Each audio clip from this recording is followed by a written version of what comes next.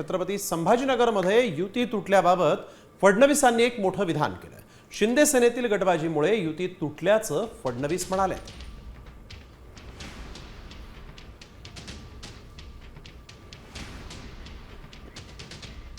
आम्ही खूप प्रयत्न केला शिवसेनेसोबत युती करायचा।